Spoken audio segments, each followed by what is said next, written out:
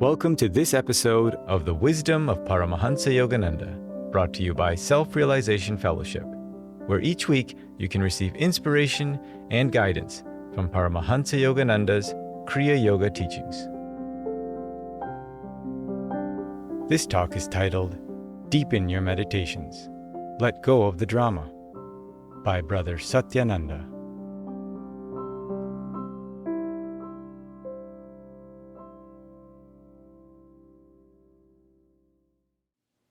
Welcome.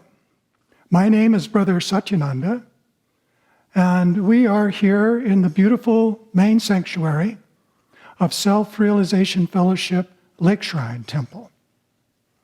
Once upon a time in ancient India, there was a queen of Punjab, and she was a very popular queen. The people loved her. She was kind-hearted, wise in many ways, and she had a deep personal devotional life. She loved to serve the poor. So she was quite an example of Dharma for her age. During the warm summer months when the heat was rising on the plains, the royal family would pack up their household and they would go up into the Himalayas, the foothills where the air was fresh and cool. They had a summer palace there, and the family then would spend time in the mountains and enjoy vacation and retreat. Nearby, in a remote location, the queen had a favorite retreat hermitage where she would go. There were several wise rishis there as part of the royal entourage, and they would provide a space for the queen to meditate, to pray, to have time in solitude.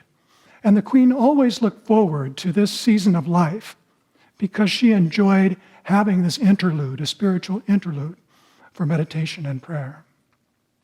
She had a wonderful retreat, and as she was leaving the hermitage, she talked to the Dharmacharya for a few moments, and he asked her, he said, "Your Highness, how was your retreat?" And she said, "Oh, it was wonderful, as always." But he pressed further, and he said, "How were your meditations?" And she confessed, "My meditations were very restless. I could not control my mind. My thoughts kept going back to the palace on the plains, and I did not find the depth of peace and devotion that I had hoped for." And the rishi smiled, and he said, "Your Highness, I think I have something for you that would help." And he walked away.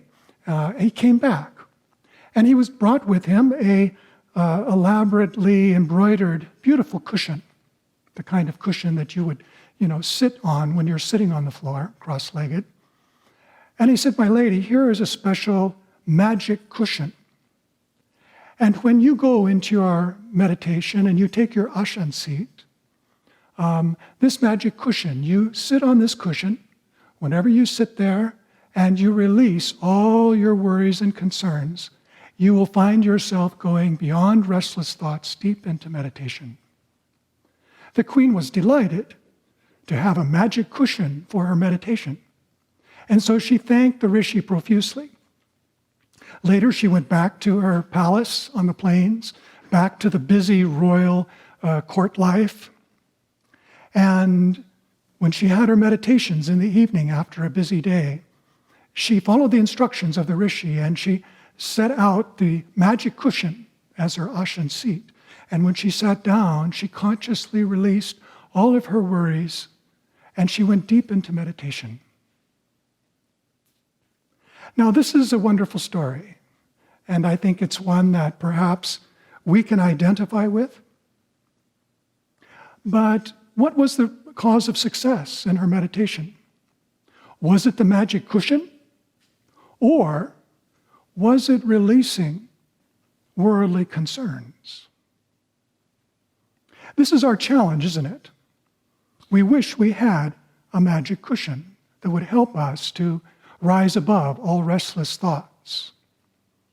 We all have a great desire to meditate deeply every day. We want to go beyond all of the restless distractions of daily life. But there is a strong force, and I call it current emotional drama. Current emotional drama. This is the Maya, the dream, illusory dream of God. And it's always changing. It seems so real now, today, this week. And yet, next week it becomes a dream. It is illusory. This is Maya, the dream of God. And we blame the world, perhaps, for imposing this frightful or enticing dream upon our consciousness, especially when we want to sit to meditate. But Raja Yoga of Paramahansa Yogananda says, no, it's not really the world that is imposing on you. It's your attachment to the drama which keeps your mind restless. So although the theater of this life can seem very attractive at times, it is within our power to take command when the time comes for meditation.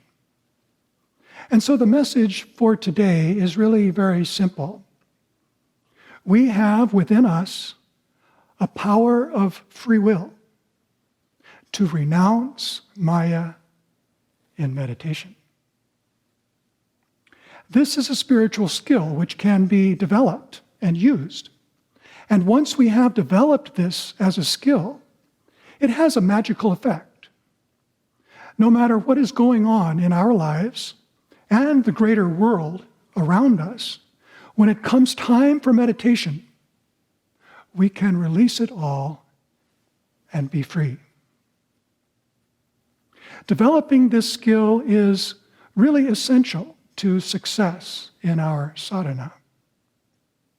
As a young monastic, I enjoyed long meditation. On quiet weekends, during retreats, when my mind was free from worldly events, I would really enjoy the long meditations. But our ashram has a regular weekly meditation. It's right in the middle of the week. It's a long evening meditation. And I found these long weekday meditations to be very difficult. It was in the middle of a busy week. There was a lot going on. I was bringing a lot of the day's activities, events, thoughts into the evening meditation, and I struggled because my mind was always restless. This was a very great challenge for me, and I decided I need to overcome this. One evening I was reading in the Bhagavad Gita, and I came across a phrase that Master uses. And he uses the term renunciative will. Renunciative will. The full phrase that captured my attention was this, our Guru's words. The devotee's power to invoke divinity through renunciative will. When I read these words, this simple sentence, I intuitively recognized that I could train myself to consciously and willfully release my grip on the world, on my body, on my current emotional drama, and that deeper meditation would be the natural result. So I began to experiment with this. I started by releasing consciously in the afternoon before the evening meditation. I started releasing the drama. Whatever was happening, whatever was going on, I would start to release it and say, no, I'm not interested in this. I'm not concerned about this. I'm going to let this go so that this evening I will be free. I noticed an immediate shift. I still had to fight with restless thoughts, but there was an improvement. And then gradually I learned how I could begin to release in the afternoon. By the time I got to the meditation, I would make a conscious invocation that this drama of life and everything that goes with it was no longer of any interest to me. It no longer belonged to me. I would affirm my freedom in God. The effect totally was magical, because I found that by an act of my willpower, I actually could renounce these things and I could have a better effect in meditation. There is a story, a classic story told by teachers in India of the sadhu who is walking to the Ganga for his morning bath and prayers. So as he's walking to the river's edge, he has a monkey on his back, a pet monkey. And the monkey is restless, and he's jumping around on his back, and he's playing with the turban, and he's winding it around, and he's chattering, and he's screaming. And the sadhu walks to the river's edge, and he begins to enter the river, and as he does, the monkey jumps off. And the sadhu walks into the river up to his waist. He's there in the Ganga, and he begins his morning prayers. He begins chanting his mantra, and he has a long period of peace there standing in the water. And then when he's finished with his morning oblations, he then walks back onto the bank of the Ganga, and as he does, the monkey's waiting for him and jumps back on. The teaching here is that our thoughts, our restless thoughts, are like a monkey that we carry around with us every day. And when it comes time for meditation, we need to let that monkey go so that we can be free and control our monkey mind. So this is a classic instruction for all sincere meditators. The devotee's power to invoke divinity through renunciative will, we are invoking a temporary freedom. We are assertively severing the cords which bind us to the world. For this next hour, I shall be free. Now you may be thinking to yourself, brother, you don't know my monkey mind. This seems impossible. But actually, you know, we do this every day. We do. We perform little acts of renunciative will in our routine daily life, and maybe we're not even aware of it. We do this most often when we really need to focus our attention, perhaps to meet a deadline, and we really need to separate ourselves so that we can concentrate. Now, maybe some of you have recently filed your taxes, and you know what pressure a tax form creates. And a tax form has a deadline, and there are penalties if you don't meet the deadline. And so you are in your home, your flat, and you're sitting at your table, and it's the night before taxes are due. In fact, your accountant said, please give me everything tonight so that I can file it first thing in the morning to meet the deadline. And so you're really under pressure. And as you sit to be completing the forms, your sweet little daughter comes up, Daddy, Daddy, Daddy, Daddy. And you play with her and you say, oh, sweetie, you know, and you have a wonderful little time, and then you have to get back to taxes. So you say, honey, just let Daddy work a little while. I'll be with you in a moment. And you go back and you're starting to work on the forms. Daddy, Daddy, Daddy, Daddy. You realize you're not going to complete your deadline. You're not going to meet your deadline, complete the forms, if you indulge yourself with your daughter. And so what do? You pick up your daughter lovingly, you take her over to a little corner with lots of pillows and games and so forth, and you set her down and you say, listen to me, honey, this is really important. I want you to play quietly and not disturb Daddy for the next hour. Please promise me, play quietly and don't disturb me. This is really important. And then you go back and you do your taxes. Does this sound familiar?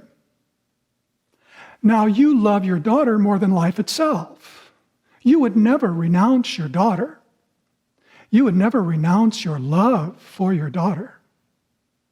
But for 1 hour, not now. Not now. Later.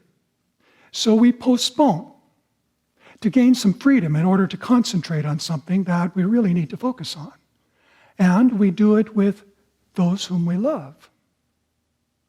Another example, you and your husband are classical music lovers, and the Prague Chamber Orchestra has come into town. They are performing Dvorak, and both of you love Dvorak, Serenade for Strings, and you've got premier seats. So on the night of the concert, you're driving to the theater, and an argument comes up in the car. It's an old argument.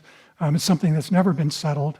And the both of you go at it for a little while, and it creates tension. You arrive at the theater, you park the car, you go in, you take your seats, the orchestra is tuning up, and your husband leans over and he starts up the argument again.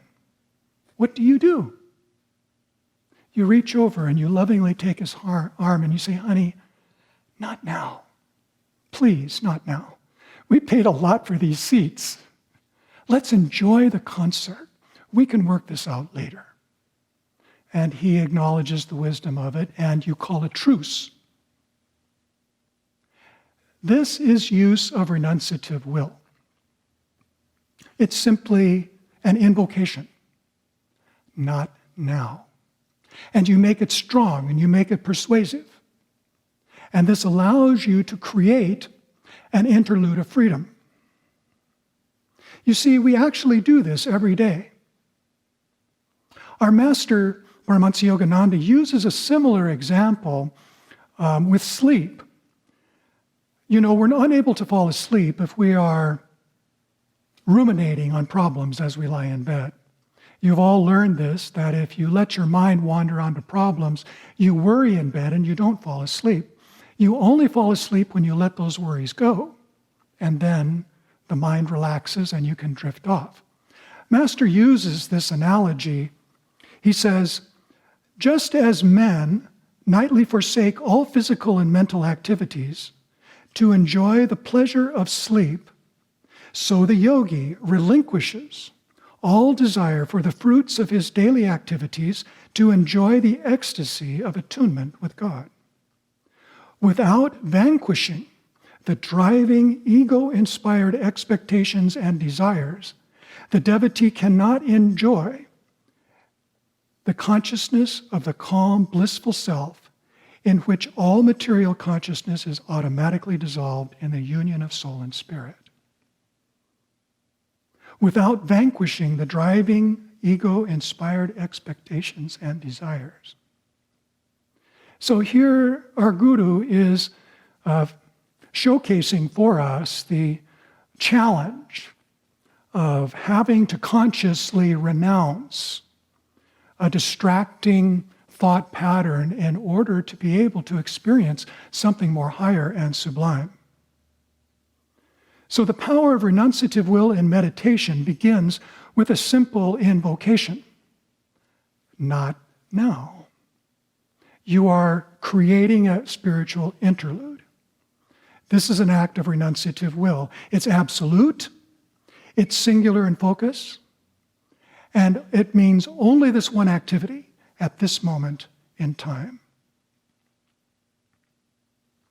During that period of my life when I was struggling with long weekday evening meditations, I was just beginning to get some traction and feel that I was accomplishing my goal by rising beyond thoughts in meditation when I was given a big project. And the project got more and more complicated every week. And it got to the point to where it was almost like 24/7.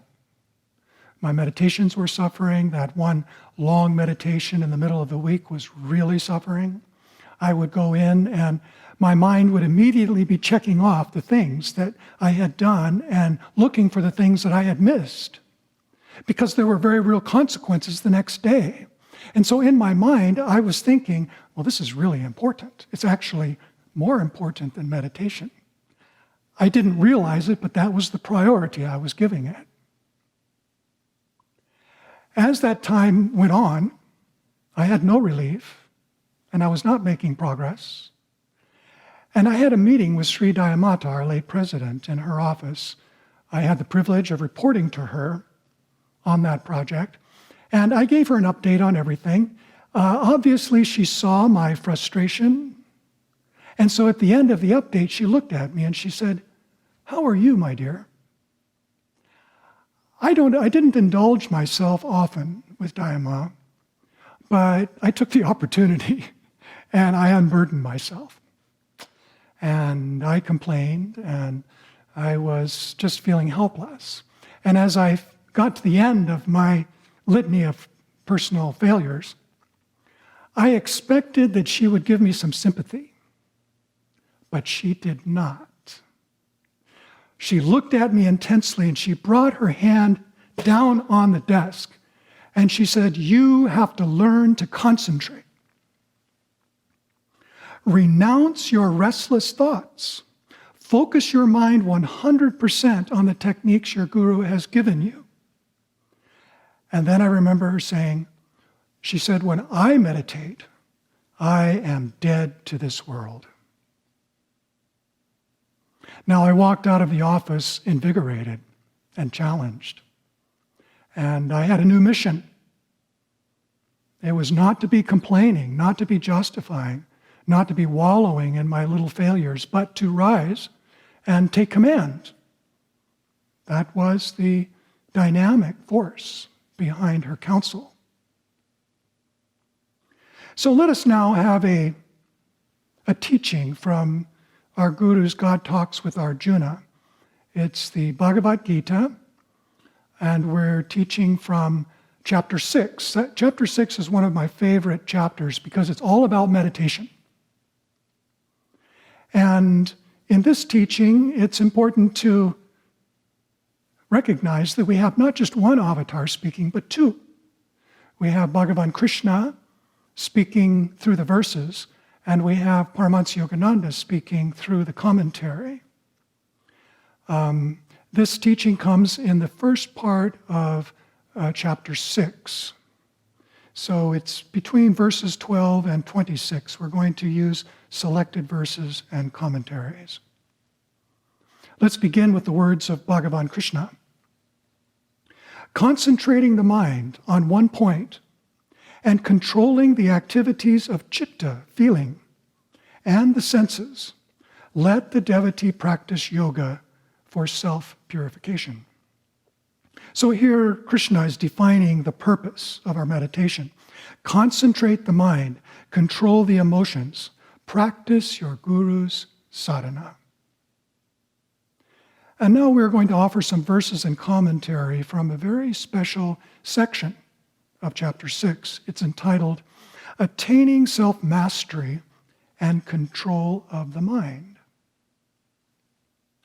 In the next verse, Krishna uses a Sanskrit word, sankalpas. Sankalpas. Sankalpas is a very broad word. It's a very important one for our message today, because sankalpas means plannings, engaging with the imagination. It even includes daydreaming. So we're addressing the issue here of planning, scheming, daydreaming, envisioning in meditation as a distraction of the mind. Krishna says, relinquish, without exception, all longings born of sankalpas, and completely control, sheerly with the mind and the sensory organs, the sensory powers and their contact with the ubiquitous senses. Relinquish, without exception, all longings born of sankalpas. And our Guru says in commentary, the yogi, while meditating upon God, should not distract his attention by allowing himself to ruminate on material objects, mentally planning and replanning material activities for the fulfillment of desired ends. Our master knows us pretty well, doesn't he? He should renounce without reserve all such desires born of egoistic plannings, and he should scoop out from within all desires that are already entrenched in the subconscious mind. So now we have two avatars who are giving us some very valuable instruction on meditation and also showing us how we use renunciative will. So we are looking to control activities of citta, This is the language of the avatars. Control activities of chitta, relinquish sankalpas without exception, renounce without reserve. This is the act of the renunciative will.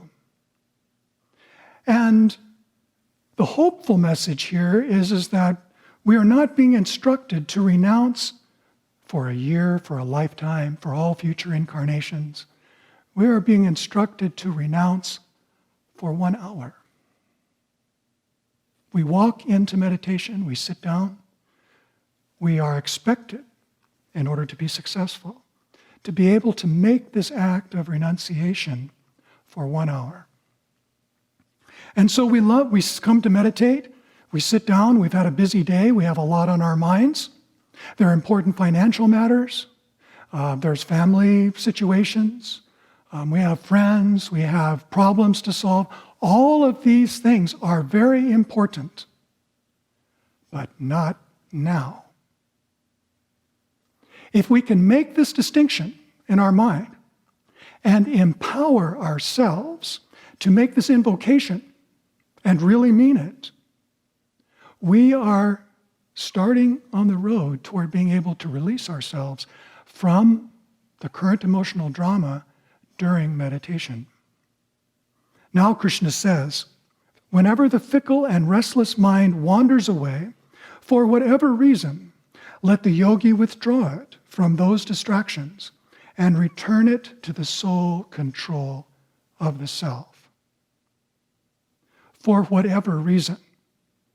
Whenever the fickle and restless mind wanders away for whatever reason, that means it's not, well, there are exceptions here.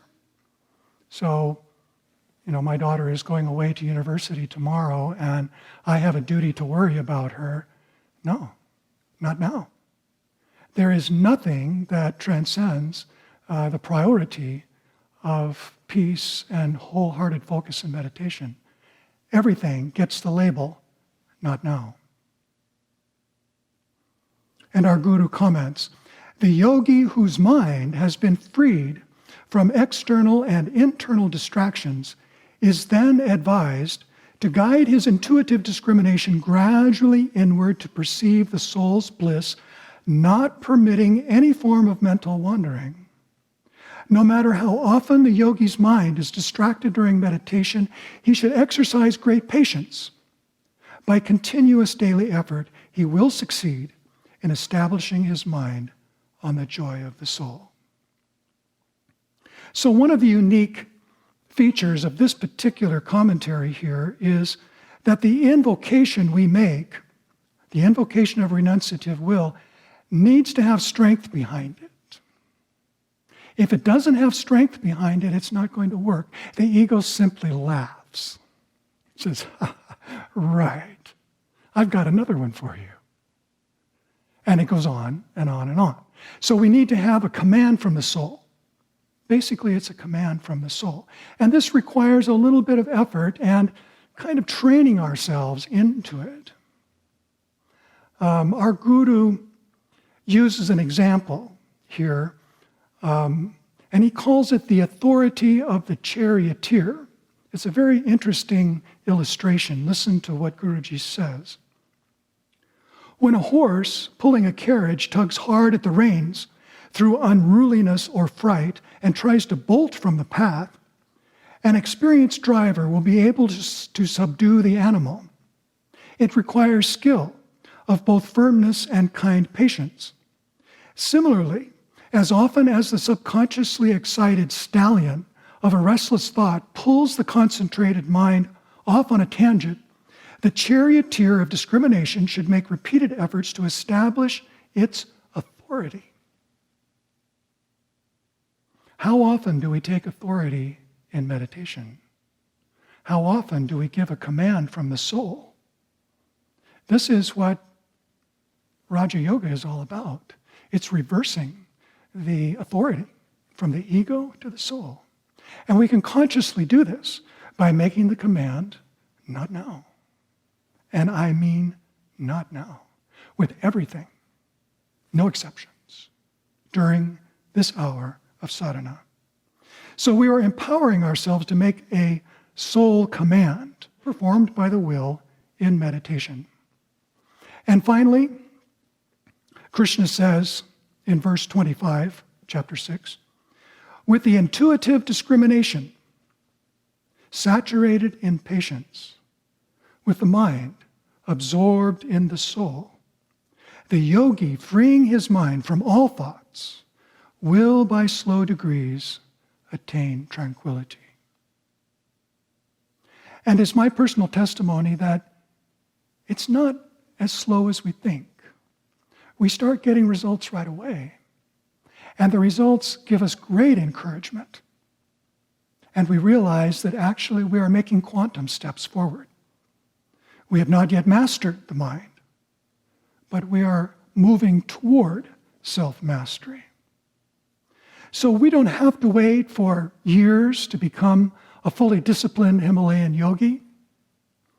We can begin with our daily sadhana to create a Himalaya of the mind on a daily basis. And that creates the kind of freedom and interlude that we are longing for and has a profound effect on the rest of the day. In summary now, let us be real. Daily engagement with our current emotional drama, it can be exhausting. It really wears us down. And at the end of the day, it may be hard to fire up the will. But you know, the beginning of our Guru's sadhana is the energization exercises. And if we perform those willingly, they do more than just energize the body. They also energize the will. And we will find our willpower becoming stronger as we perform these exercises. And then, afterwards, when we come to sit to meditate, we take out our magic cushion, we sit down and make our invocation. This can wait, that can wait, but my search for God cannot wait. I have my priorities straight, O Lord. With this command of my soul, with the authority of my soul, I command my thoughts to be still. I command my desires and all the important things of my life to wait. They are not important right now. And then you sit and you practice the Guru's sadhana, and with that firm intention and soul command, you will see a little bit of follow-up at first to make sure the ego gets the message. And then pretty soon, the ego will pranam and say, not now. And this is a beautiful accomplishment. It is not yet mastery, it is not yet perfection, but it is soul-satisfying. This is my own personal testimony. So finally, in closing now, Krishna's promise. This is from the same section of the Bhagavad Gita, chapter 6. The yogi, free from all impurities, ceaselessly engaging the self, thus, in the activity of yoga, divine union, readily attains the blessedness of mergence in spirit. And our Guru's very special commentary here, one of my favorites. He says, when the yogi is able to hold his concentration steady in the state of inner calmness, he perceives the soul. By further perseverance, he enters into ecstatic bliss and realizes the spirit. The fully accomplished yogi can move about in the world of relativity unstained by its dualities, remaining steadfastly in the blessed state of Brahma Samsparsha, the bliss of the touch of spirit.